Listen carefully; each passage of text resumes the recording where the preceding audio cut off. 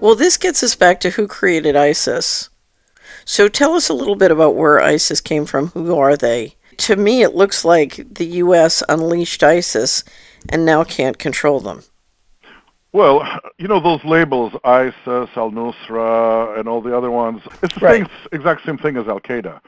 What happened was that the United States, under Carter, when the Soviets were provoked into invading Afghanistan, they federated pretty small, pretty crazy out there groups together, brought them to Afghanistan. It was financed by the Saudis. The Americans organized them and made them into a more or less homogeneous fighting force in Afghanistan, which fought there for a while. After that, the very same people were unleashed in Chechnya and in Bosnia. Of course, then we have all the springs in Arab countries. It's all the same thing. It's a joint creation of the United States, Israel, and Saudi Arabia. They are the ones who created it. That's why they were the tool for the false flag of 9/11. I mean, because that is a tool that they control fairly well.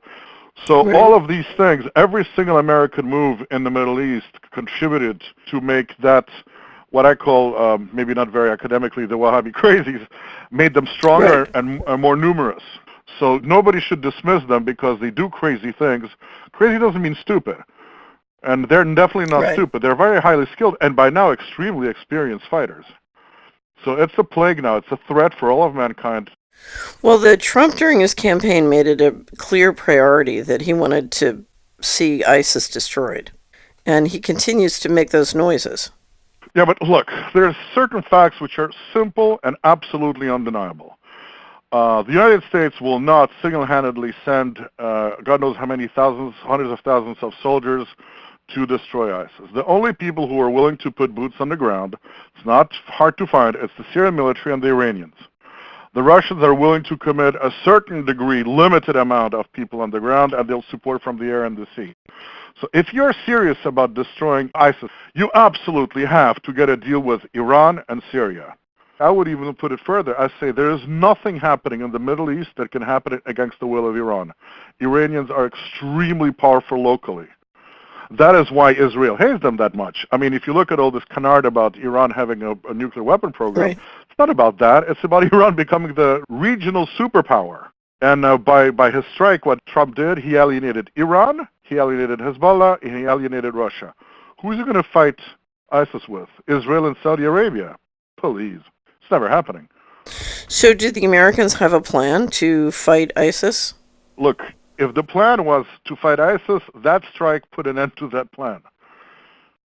I mean, it's nothing complicated. It's basically you need boots on the ground. You will not defeat ISIS from the air.